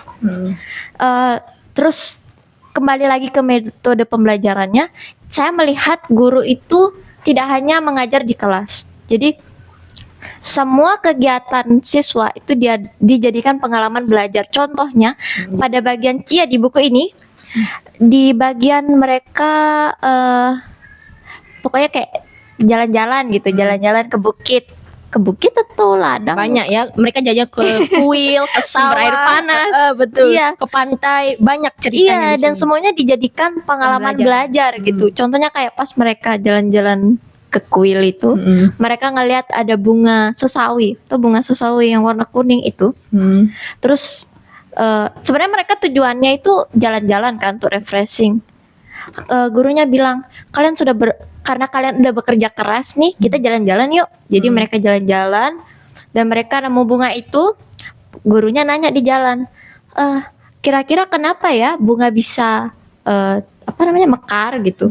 Nah, setelah itu siswanya kan berpikir nih, terus masuknya discovery. iya bisa discovery. Terus gurunya menjelaskan menjelaskan tentang kerjanya benang sari dan juga putik gitu. Jadi mereka ada belajar biologi juga kan di jalan-jalan itu. Langsung gitu ya. Iya, Pengalaman langsung. betul. Dan lucunya ada yang siswa yang kayak menimpal. Dia bilang, oh ternyata benang sari itu nggak kayak benang ya. Jadi kayak ada pengetahuan baru nih untuk siswa dari jalan-jalan itu. Selain itu mereka ke kuil juga, mereka belajar sejarah. Ya jadi kayak gurunya ngasih tahu, dan mereka juga cerita-cerita ini kuil ini dulunya begini, saling berbagi cerita gitu. Jadi mereka ada belajar biologi, belajar sejarah juga di situ gitu, di jalan-jalan itu. Dan sangat, kalau saya lihat itu kayak mirip teori Jean Piaget lagi yang konstruktivisme, yang dimana pengetahuan dibangun sendiri. Dibangun sendiri dan berdasarkan pengalaman dan lingkungan sekitar anak gitu. Saya belajar banyak teori belajar jadinya di buku ini, tapi dengan cara yang sederhana begitu. Jadi teori yang kita pelajari di kampus itu kita pahamnya lewat buku ini. Emang mantap. Ya karena kan discovery learning itu kan metode atau pendekatan pembelajaran yang fokusnya itu siswa mencari informasi sendiri, dan nanti pada akhirnya itu menyimpulkan apa sih pelajaran yang didapatkan dari informasi-informasi itu. Jadi disaring informasinya itu sendiri dari pengalaman langsung gitu, seperti itu. Iya. Dan itulah yang diceritakan di buku ini. Iya, betul. Apalagi modelnya selain itu? Kayak pendekatan berdiferensiasi, dapat kontekstual juga dapat, mereka belajar dari situasi nyata. Ada juga bagian cerita yang mereka dibawa ke sumber air panas gitu. Mereka naik kapal. Mereka itu karena anak-anak belum tahu kalau di kapal tuh harus kayak gimana, beli tiket harus ngantri, dan mereka belajar di situ jadinya. belajar tidak hanya, jadi pelajarannya tuh tidak hanya pelajaran akademik saja, tetapi juga iya, langsung gitu. iya, tapi juga bagaimana kita bermasyarakat gitu. Jadi mereka akhirnya tahu kalau di tempat umum itu lebih baik kalau mengecilkan suara gitu. Jadi orang-orang tidak terganggu selama perjalanan. Itu unik menurut saya. Karena liburan sekaligus belajar gitu. Iya, mereka belajar tanpa mereka sadari gitu, belajar hal yang baik. Bahkan di cerita ini Toto-chan yang awalnya mungkin sangat lincah sana kemari, tidak mau berhenti, tidak mau diam. Dia itu jadi lebih baik bukan karena kata-kata yang jangan begitu atau berhenti, tapi dengan pengalaman-pengalaman itu. Jadi belajarnya melalui pengalaman gitu. Apalagi selain discovery ini? Itu yang baru saya temukan mungkin. Ada kalau menurut saya juga ya, ada itu suatu metode pembelajaran yang PJBL yang project yang sebenarnya PJBL ini adalah intisari dari kurikulum Merdeka gitu. Jadi kan kurikulum Merdeka ini siswa yang menjadi fokus utamanya. Jadi siswa itu jadi center gitu, bukan guru. Jadi jadi pusat utama pembelajaran. Berpusat pada siswa pembelajaran itu. Iya, ya. jadi bukan guru lagi yang menyampaikan pembelajaran. Iya, bukan guru yang ceramah dan bukan guru yang menyampaikan materi, tapi siswanya yang disuruh mencari informasi sendiri, kemudian menghasilkan sesuatu dari hal tersebut. Betul. Jadi itu sebenarnya yang konsep kurikulum Merdeka ya yang kami pelajari di kampus kan Aura. Tapi implementasinya ya yang saya lihat kalau di SD itu banyak yang belum seperti itu. Karena kan di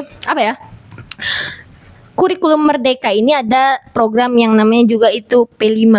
Oh iya. Yang peserta didik setiap 1 kali seminggu itu membuat suatu karya atau membuat project. Entah itu seperti project yang membuat proyek misalnya kerajinan tangan gitu, atau mungkin yang berbasis kepada lingkungan, misal mendaur ulang sampah, mereka praktek gitu, menanam pohon, praktik. Nah itu memang ada beberapa sekolah yang memang menerapkan hal itu. Tapi seperti yang saya sampaikan tadi, di sekolah pelosok yang memang kurikulumnya kurikulum Merdeka, tapi tidak melaksanakan hal tersebut gitu. Jadinya kayak implementasinya itu kurang dari pelaksanaan kurikulum Merdeka ini. Sementara katanya kurikulum mau diubah lagi, kan kita tidak tahu gitu. Kan pendidikan bukan prioritas. Iya, prioritas mendukung, jadi susah ya. Jadi mungkin kurang diperhatikan gitu. Jadinya itu ya, padahal PJBL ini Jepang udah berapa puluh tahun ini udah terapkan dari zaman dahulu, kita baru sekarang, dan itu pun masih belum terimplementasi dengan baik dan merata gitu. Iya, tidak ada pemerataan di situ kan. Pendidikan karakter itu hanya teori saja tapi tidak ada praktik. bener tapi iya kan gini ya, guru itu kan jadi siswa itu peniru handal gitu ya, betul. Kayak di cerita Toto-chan ini saya jadi ingat guru saja harus mencontohkan yang baik kepada siswa gitu. Kita tidak boleh berkata kasar dan pokoknya yang tidak boleh berkata kasar. Iya, berkata kasar ya, yang juga berpotensi ditiru siswa gitu kan, karena kita mau memberikan contoh karakter yang baik gitu. Tapi kalau misalnya kita pejabat negara atau mungkin orang-orang publik, publik yang dikenal luas gitu ya. Iya, apalagi kalau yang berkata tidak pantas itu kan agak gimana gitu. Pendidikan kita tuh jadi kayak gimana ya? Kayak itu ditonton loh oleh semua orang. Yang karakter yang seharusnya mungkin jadi dapat hal utama yang harus kita berikan dan mereka dapatkan dari siswa-siswa ini tuh jadi percuma gitu. Apalagi kalau bilang endasmu di depan orang-orang tuh kan kayak sangat kasar ya. Iya, kayak benar. apa ya? Kepala itu loh. Aduh. Iya, jadi seperti yang tadi saya ceritakan di buku ini, kalau misalnya jadi ada yang cerita Toto-chan dengar acara lawak di radio itu, dia tuh kan langsung meniru gitu ya. Langsung ditiru perkataan pelawaknya itu. Jadi saya agak merasa miris saja gitu. Ya karena kan tokoh publik gitu kan mengatakan sesuatu yang kasar di era yang anak SD HP-nya itu lebih canggih daripada orang dewasa, yang ditonton sudah tersebar luas ya, karena anak SD zaman sekarang itu tidak nyanyi naik ke puncak gunung, nyanyi lagu TikTok. Mereka lebih hafal Apa? Oke, gas. Oke gas, sama gerakannya juga dihafal gitu. Sama gerakannya dihafal, liriknya dihafal gitu. Ya Allah. Iya, jadi dari situ kita menyimpulkan gini. Dari buku ini kita juga dapat menyimpulkan karakteristik guru yang baik itu seperti apa gitu kan. Yang pertama yang seharusnya. Iya, yang seharusnya gitu. Memberikan teladan yang baik pada siswa itu kan tentu saja gitu. Terus yang kedua tidak menghakimi juga, tidak menghakimi dari cerita-cerita yang kita sampaikan tadi itu. Terlihat kalau kepala sekolah tidak pernah langsung menghakimi apapun yang Toto Chan lakukan gitu. Jadi dia bertanya, dia kasih afirmasi positif gitu. Kasih kepercayaan. Dia kasih kepercayaan juga. Jadi menumbuhkan seseorang yang percaya diri dan juga tahu mana yang benar, mana yang salah dengan cara yang baik juga gitu. Karena karakter itu adalah hasil dari lingkungan kita ya. Mengajar berpusat juga pada siswa gitu. Karena anak SD itu apa yang didengar, dilihat, ditiru gitu. Iya. Apalagi bila gurunya kan guru itu yang digugu dan ditiru. Iya, benar. Terus selain itu juga, selain tidak menghakimi, gurunya juga kreatif. Saya masih ingat kepala sekolah membuat lagu gitu. Iya, membuat lagu yuk punya baik-baik gitu. Itu dia ambil dari lagu Row Row on Your Boat atau apa gitu. Ya, lagu klasik tuh kalau diceritanya kan. Iya, jadi karena dia bermain piano di luar negeri. Kreatif. Dari cara kepala sekolah juga bikin lomba yang biar bisa Takahashi ikut. Terus juga dari narasi membawa bekal yang ada yang dari gunung dan ada yang dari laut gitu. Ini menunjukkan kalau guru yang kreatif akan mewujudkan siswa yang kreatif juga gitu. Kemudian ada juga kan selain karakter dari gurunya yang kita lihat, ini ada karakteristik anak juga kan Andin. Menurut Andin gimana sih? Kalau dari cerita di dalam sini kan dapat kita simpulkan kan, selain dari pengalaman pribadi sih ya. Kalau anak-anak itu nekat, ingin tahu, penasaran, bebal, susah dikasih tahu gitu kan. Maksudnya intinya banyak mau explore lah gitu ya. Karena apa ya? Kalau yang pernah saya dengar itu, anak-anak itu adalah orang yang hidup, yang ingin tahu cara hidup gitu. Kayak ini kenapa sih ada seperti cerita Toto Chan, ingin tahu cara hidup bekerja gitu.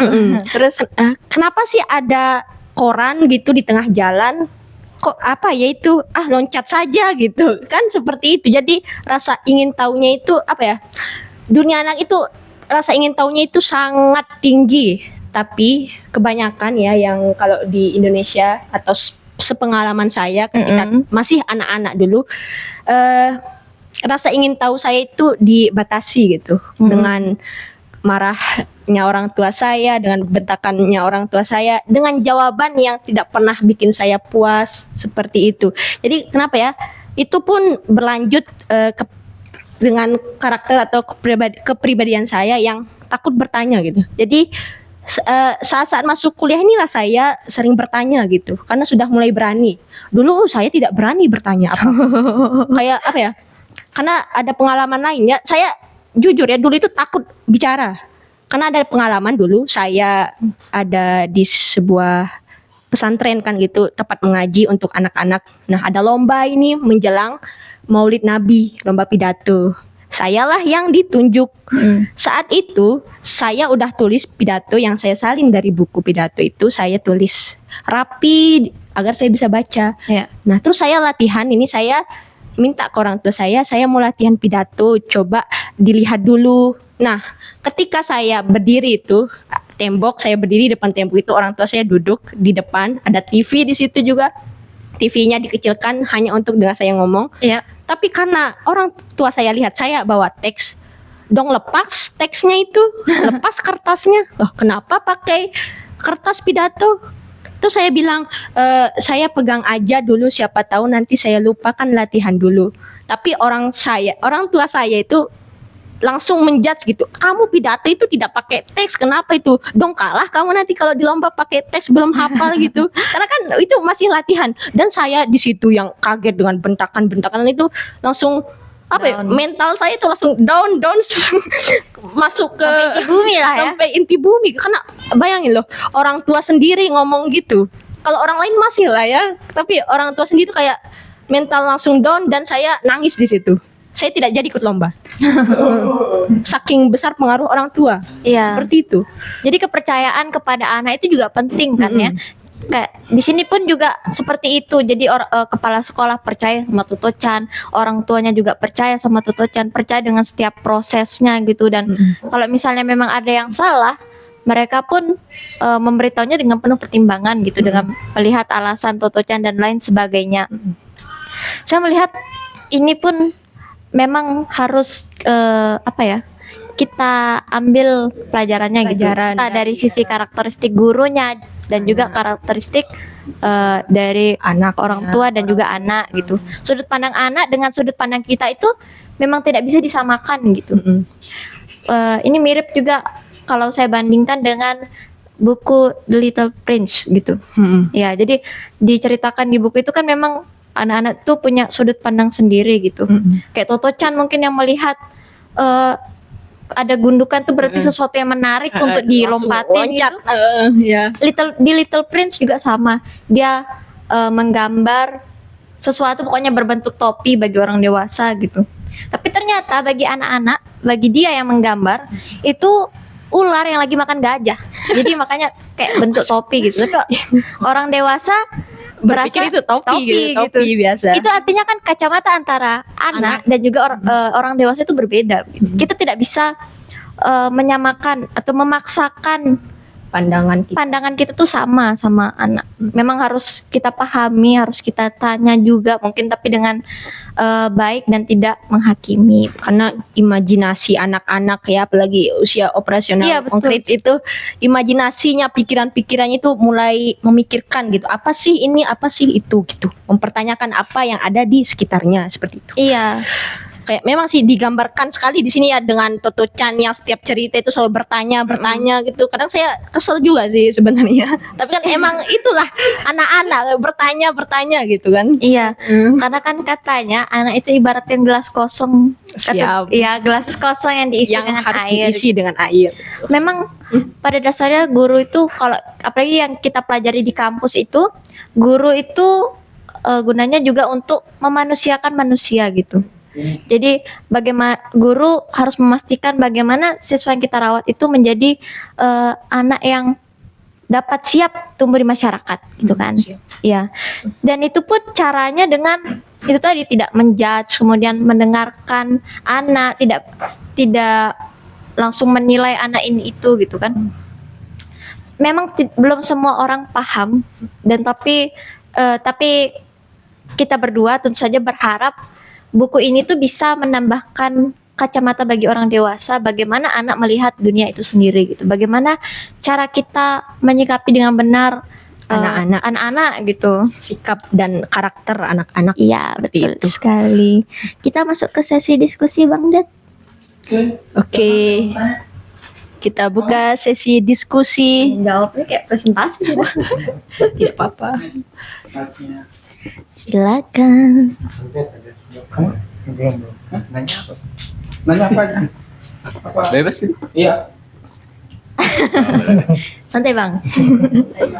Saya mau nanya, kan tadi. Kenalin diri dulu nggak Oh, sih? kenalin dulu. Oke, halo, nama saya Fikri. Halo Fikri. Jadi saya mau nanya, ternyata menarik sekali ya buku cerita itu buat pendidik gitu ya. Nah, kalau seandainya, berarti kakak-kakak bakal jadi guru ya? Ya, Oh, insya Allah. amin. Ya seandainya lah ya. Iyalah. Nah, kira-kira hal apa yang bakal kakak istilahnya ngambil dari buku itu untuk diterapin untuk anak didik-didiknya nanti? Ya itu aja sih pertanyaan saya. Yang lebih spesifik dari kami berdua gitu. Gimana? Yang lebih khusus gitu. Apa yang akan kami lakukan jika nanti jadi guru? Maksudnya dari Iya. masing-masing gitu. Maksudnya kan dari terinspirasi dari Tuto Chan itu. Iya, makanya. Oh iya. Kamu duluan. Oke, aku dulu. Oh ya. Oh ya. Terakhir, menarik sekali kalian sudah banyak sekali bercerita dengan sangat detail tentang buku ini. Jadi saya mungkin bertanyanya sederhana aja ya, karena yang substansi yang substansial itu sudah diulik semua. Jadi pertanyaan sederhana, banget sederhana. Misalnya kalau kalian mau tadi kan misalnya menyinggung buku lain yaitu Little Prince misalnya. Ada nggak buku Indonesia yang mungkin agak mirip-mirip secara substansi, secara cerita gitu, yang mirip-mirip, yang mungkin secara pesan, secara makna mirip-mirip dengan Toto Chan? Itu aja sih.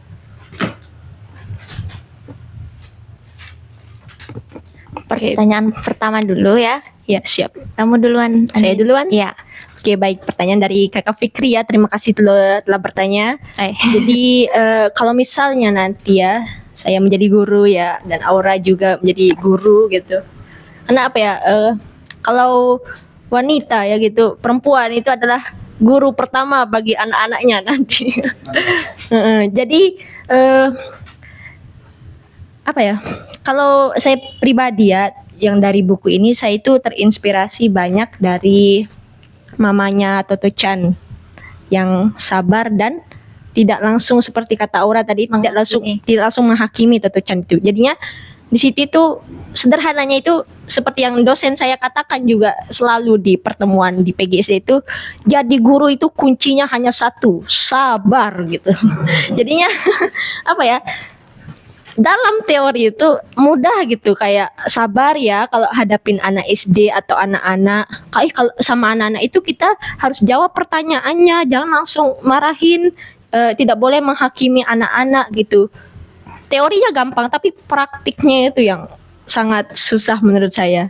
Karena baik saya maupun Aura itu sudah sering sekali ditugaskan ke SD untuk observasi, untuk mengajar, untuk menjalankan program di sana. Dan karakteristik anak SD itu selain seperti Toto Chan ini, ada juga yang lebih dari Toto Chan. Jika Toto Chan di sini sering bertanya, ada anak SD yang bertanyanya itu setiap menit gitu bertanya. Entah itu bertanya, di mana sekolah kakak, berapa umurnya, ada pacarnya. Pertanyaan-pertanyaan seperti itu yang apa ya? Kadang saya jengkel gitu, dan sangat susah gitu untuk kita praktikan yang dikatakan orang untuk tidak menghakimi gitu, pertanyaan-pertanyaan untuk menghadapi anak-anak yang suka bertanya seperti itu. Jadinya saya semenjak membaca buku tentang perkembangan anak, termasuk buku Toto Chan ini, yang menyadarkan saya ternyata ini loh implementasi dari teori-teori perkembangan dari artikel atau makalah yang sudah saya buat ketika kuliah di PGSD itu, bahwa gimana ya, ada orang atau ada anak kecil yang bertanya, kita itu diam dulu memikirkan bagaimana saya akan menghadapi anak tersebut gitu. Jadinya ya itu kuncinya satu, sabar gitu, seperti kata dosen saya. Dan itu penuh pertimbangan. Penuh pertimbangan. Tapi ya yang namanya praktik itu susah sekali, karena kan kita juga perempuan yang yang maksudnya kadang kan capek gitu menjadi guru gitu. Karena sama-sama belajar. Karena sama-sama belajar, iya. Benar katanya Aura. Guru dan murid itu, guru belajar dari murid, murid belajar dari guru, seperti itu. Pembelajaran sepanjang hayat. Asik. Kalau saya mungkin saya terinspirasi dari buku ini tuh bagaimana kita membuat suasana belajar tuh menjadi menyenangkan gitu. Ya kalau dari pengalaman saya tidak suka belajar. Saya sangat tidak suka belajar karena ya itu tadi mungkin berpatokan sama akademik gitu kan, guru-guru. Dan juga biasanya sistem sekolah itu kalau saya lihat selama saya bersekolah itu berpatokan dengan materi mungkin yang hanya ditulis gitu, kata-kata tertulis gitu selama saya sekolah. Tapi kalau di buku ini dia kalau katanya Pak Kepala Sekolah itu lebih baik kita mengusahakan bagaimana siswa bisa belajar itu dengan memanfaatkan semua panca inderanya dengan maksimal. Tidak hanya menulis, tidak hanya akademik saja yang diutamakan. Jadi mungkin dia suka melukis, kita maksimalkan potensinya seperti itu. Jadi siswa tidak merasa tertekan selama belajar. Itu sih yang saya sangat suka dari buku ini. Dia menjadikan siswa itu, menjadikan pengalaman belajar siswa itu menjadi sesuatu yang sangat menyenangkan, hingga akhirnya penulisnya pun yang selaku siswa itu dulu menulis ini menjadikannya kenangan yang kenangan yang fisik gitu. Bestseller loh Iya. di Jepang. Kan bukunya dijadikan buku pembelajaran wajib di sekolah-sekolah di Jepang. Jadi anak-anak maupun guru di sekolah itu wajib baca buku ini gitu. Kalau buku Indonesia, Andin, Oh ya, dari pertanyaan kedua ya dari Mas D. Terima kasih sudah bertanya, kucingnya jatuh. Buku-buku yang pertanyaannya tadi buku-buku yang mirip-mirip dengan Toto Chan, yang mengingatkan pada Toto Chan ya. Buku Indonesia, kalau saya belum baca ya bukunya ini, tapi saya tahu penulisnya itu Toto Raharjo. Ya, mungkin ada yang teman-teman yang tahu mungkin atau pernah. Jadi dulu saya pernah membaca bukunya Toto Raharjo yang berjudul Manusia Bersandiwara. Nah, di dalam buku tersebut Toto Raharjo itu banyak menuliskan opini-opini atau pemikiran-pemikirannya itu dalam bentuk ya bagian-bagian gitu, menceritakan baik itu dengan metafora ataupun secara langsung. Jadi di dalam buku itu Manusia Bersandiwara itu tidak hanya isu pendidikan, tapi politik masuk, ekonomi masuk, dimana kan semua hal itu kan berhubungan gitu dengan pendidikan gitu kan. Ya walaupun pendidikan bukan prioritas utama kan, tapi kayak ekonomi ataupun politik itu kan berpengaruh kepada dunia pendidikan. Iya, benar-benar sekali. Pendidikan. Jadi apa ya? Di bukunya Toto Raharjo itu di Manusia Bersandiwara itu, ya. jadi saya itu dapat ambil pelajaran atau kesimpulan bahwa kita kalau tidak berpikir itu apalah jadinya bangsa ini. Karena yang namanya ilmu pengetahuan itu tergantung siapa yang pegang. Ya. Maksudnya kalau orang jahat yang berilmu akan hancur gitu dunia ini gitu, akan rusaklah. Ilmu pengetahuan itu kan ibaratnya kan sesuatu yang suci gitu, sesuatu yang netral. Kalau dia jatuh atau diberikan kepada orang yang baik, akan jadi baiklah hasilnya ilmu tersebut gitu loh. Jadi buku-bukunya Toto Raharjo itu banyak selain Manusia Bersandiwara, tapi saya itu hanya baru baca yang Manusia Bersandiwara.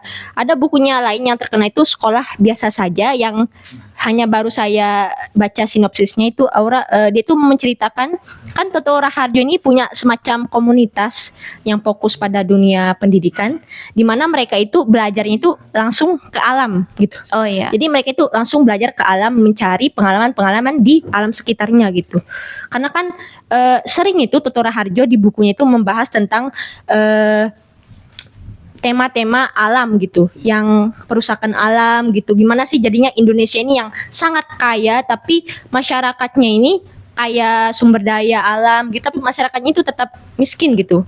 Bahkan untuk cari makan minum itu masih susah, padahal sangat kaya gitu loh, sayur-bayur yang melimpah gitu. Nah, jadi di buku-bukunya Toto Raharjo itu yang memang saya sangat pingin baca gitu. Ini banyak, ada judulnya Sekolah Biasa Saja ya. Itu menurut saya itu bagus, tapi saya belum baca itu sayangnya. Tapi yang saya baca itu yang itu Manusia Bersandiwara yang semua topik itu masuk. Iya, betul. Jadi tertarik saya juga mau baca nih. Bagus, kayak apa ya? Sederhana gitu. Jadinya kita saya baca buku itu jadi mikir, oh ya masalah di negara kita ini tuh sangat kompleks dan harus diselesaikan gitu, seperti itu. Bukan. Ganti gitu. Toto, oh iya mirip-mirip Toto Raharjo. Ya buku-bukunya Toto Raharjo ya Mas Ded, koleksi lah biar saya bisa baca. Kalau saya sejujurnya saya tidak banyak membaca penulis Indonesia. Jadi saya belum punya rekomendasi buku yang serupa dengan Toto Chan. Tetapi saya tertarik dengan Laskar Pelangi mungkin. Ya, jadi sepertinya sepertinya menarik gitu kan. Kalau misalnya kita mau atau kita peduli dengan isu-isu pendidikan mungkin. Itu saja sih kalau dari saya. Ada satu hal yang kita lupa mengkritik buku ini. Siap. Jadi harus itu kritik rezim. Jadi karena buku ini merupakan terjemahan, jadi mungkin ada beberapa kata yang saya kurang pahami dari terjemahannya nih. Yang pertama di halaman 80 itu ada kalimat berbunyi Yasuaki-chan yang kena polio belum pernah memanjat pohon. Karena itu dia tak bisa menyatakan pohon tertentu sebagai miliknya. Karena itulah Toto-chan mengundang anak itu ke pohonnya. Mereka merahasiakan karena tahu orang-orang akan ribut kalau tahu rencana itu. Kalau menurut saya sebagai pembaca ini agak berulang gitu katanya. Kata karena itu dia tak bisa menyatakan pohon tertentu sebagai miliknya. Karena itulah Toto-chan mengundang anak itu ke pohonnya. Jadi saya kurang menangkap inti dari kalimat tersebut gitu. Karena perulangan ya katanya itu. Iya, terus yang kedua itu ada kalau tidak salah nih quotes, tapi kata-kata dari kepala sekolah. Kata-kata mutiara. Iya, bunyinya tuh gini. Punya mata tapi tidak melihat keindahan, punya telinga tapi tidak mendengar musik, punya pikiran tapi tidak memahami kebenaran, punya hati tapi hati itu tak pernah tergerak dan karena itu tak pernah terbakar. Jadi saya agak tidak memahami hati terbakar itu bagaimana, maksudnya apa gitu. Dan akhirnya saya searching di internet dari terjemahan bahasa Inggrisnya. Ternyata bunyinya itu having eyes but not seeing beauty, having ears but not hearing music, having minds but not perceiving truth, having hearts that are never moved and therefore never set on fire. Jadi set on fire itu diterjemahkan terbakar gitu di sini. Kalau sedangkan kalau arti yang bukan secara harfiah itu kan artinya bersemangat, set on fire, bersemangat. Iya. Iya, jadi lagu itu ya. dari set on fire jadi terbakar di terjemahannya di sini. Padahal kan bersemangat maksudnya. Jadi maksud kalimatnya, keseluruhan kalimatnya itu ketidakpekaan dan ketidakmampuan seseorang dalam menghargai kehidupan gitu kan. Punya telinga tapi tidak dengar musik, punya mata tapi tidak melihat keindahan gitu maksudnya. Jadi hidup tanpa apresiasi, tanpa refleksi dan juga tanpa emosi yang atau perasaan mendalam terhadap kehidupan. Maksudnya seperti itu gitu. Tapi di terjemahan di sini memang masih kurang ya terjemahan. Saja sih kalau dari saya. Sedikit menambahkannya kalau dari Aura ini tentang buku ya, tentang terjemah. Dulu ketika SD pelajaran IPA itu guru saya mengatakan bahwa manusia itu adalah evolusi dari monyet gitu. Charles itu. Darwin Iya, gitu. Charles Darwin. Nah, tapi setelah lama gitu ya belajar IPA ternyata itu teks di dalam buku IPA itu salah gitu, salah terjemahan gitu.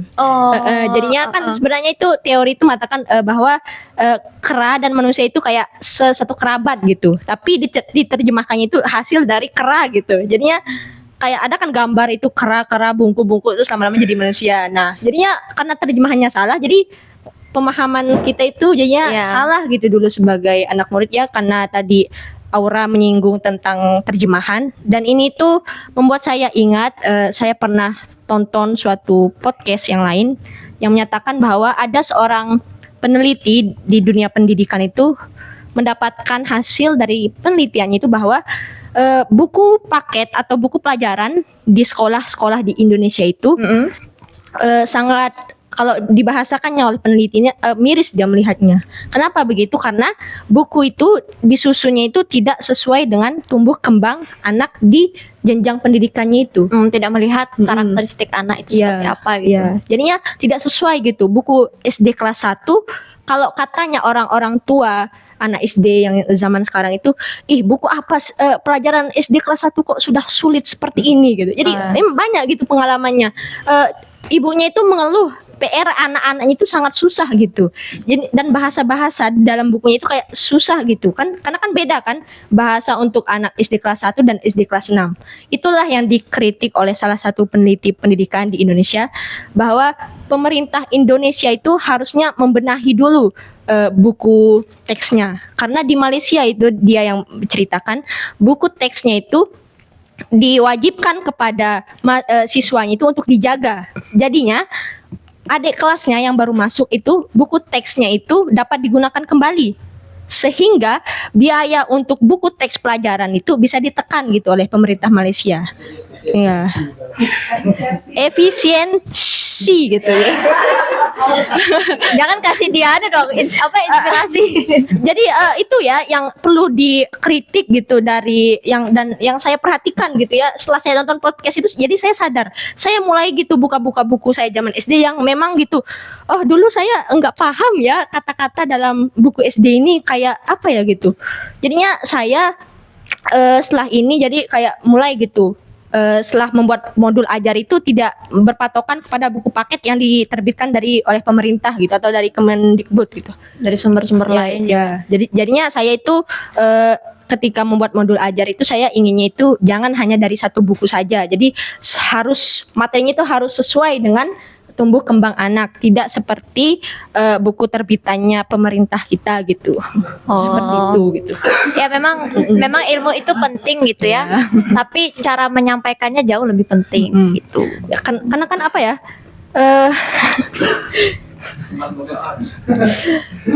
Perlahan.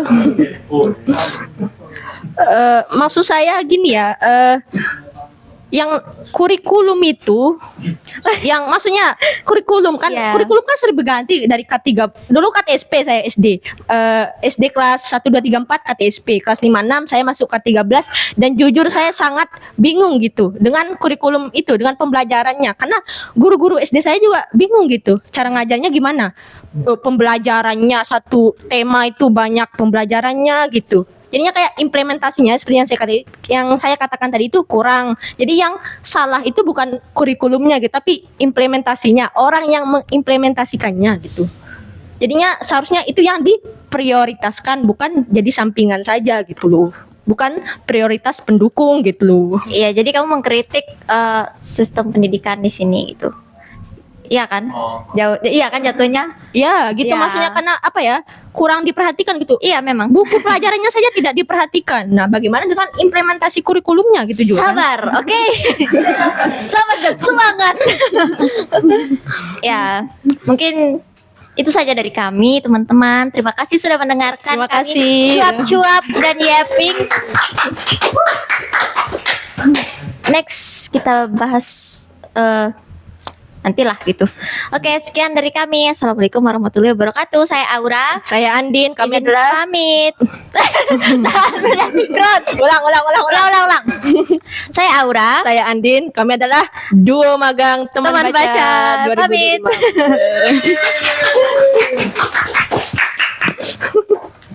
Terima kasih.